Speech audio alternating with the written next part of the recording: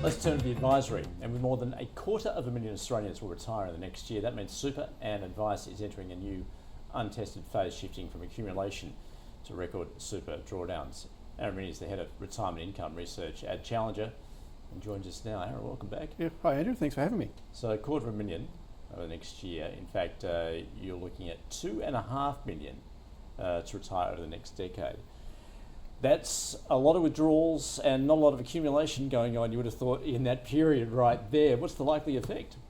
Yeah, it's a big change. You know, the whole system's built around accumulation and people building up their savings. But when you've got, 250,000 every year hitting retirement and needing to draw down, they've got to figure out how to do that and how to do that safely. And what you find is that this is where people really have a lot of confidence problems. The system hasn't set itself up well enough yet. We're starting to get there. So people don't know exactly what they're doing and they're worried about what's to come. So you talk of three megatrends that are likely to disrupt the sector. The first one being regulatory pressure. In what sense? Yeah, so a lot of regulatory pressure around, and it's really around retirement income. So when you talk about drawdowns, people have got this pot of money. How do they actually spend that and spend that safely? And for many people, you're looking at 20 to 30 years of having to spend money, but not knowing how to top it back up. So that's the first step. And there is, we've seen the covenant, we've seen pressure from APRA and ASIC on super funds to improve outcomes for members. But just looking beyond that a little bit, and this taps into when you talk to retirees about what they worry about, it's things like aged care. People don't understand aged care. There's a lot of confusion. Reports, we've got 3,000 people, probably growing by the day, trapped in hospital because there's not space. And so people don't understand what their aged care costs are going to be or how it sits together.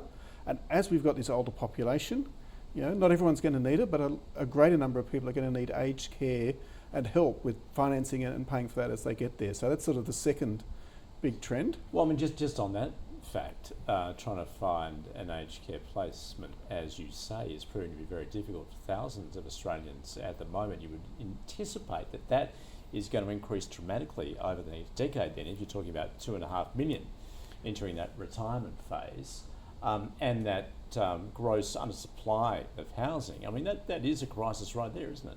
Yeah, well, I don't think we're quite at the crisis yet, but we're getting close. We're seeing, there's 250,000 people hitting retirement a few years before they get there. But when you've got 3,000 people not waiting, I think I saw somewhere today saying there's 200,000 people waiting for an aged care assessment.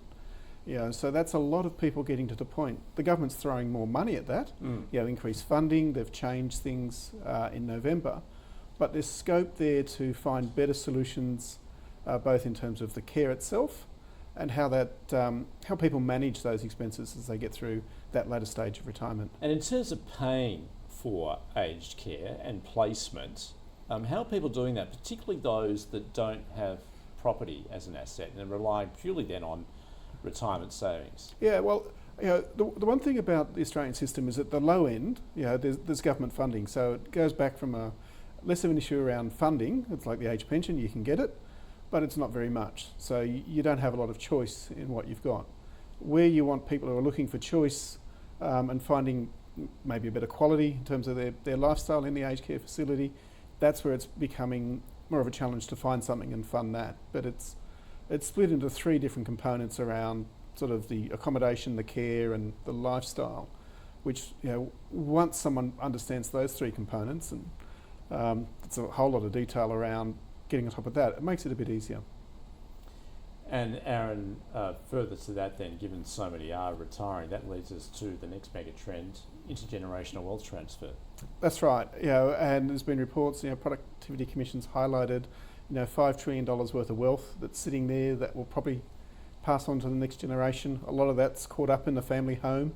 Some of those grandkids will be hoping they'll get a piece of that at some point. But it's something that, when you look at it as where the sort of the industry is at the moment, we're not really set up for that yet. We've got some stuff that's sort of starting to come through, but it's not something that is front of mind for a lot of people. They know they sort of want to leave something, but not so sure how, and sort of the easiest way to do that. So given those emerging issues you've just discussed then, how is the advice industry and super industry responding to those challenges? Yeah, one of the things we're seeing an increase in the number of specialist aged care advisors.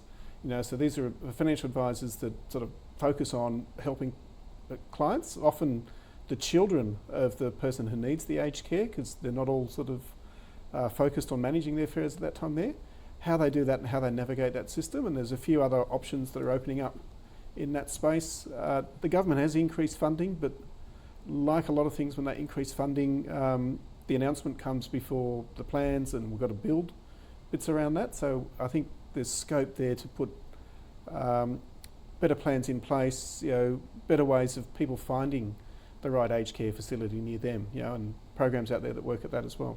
So what are you doing there at Challenger then, as you see these radical shifts? Yeah, one of the things we're seeing a lot, and it combines the aged care and the intergenerational, is one of the options around funding the aged care that works well with the means tested fees, something we call Care Plus, and it provides someone who's got a bit of money left over from selling the home once they've gone into care, and to making sure they don't get penalised with the fees you have to pay, and still leave a little bit for the next generation there. So we're seeing increased interest from advisors in that, interest from clients, just to understand how to better to navigate that system.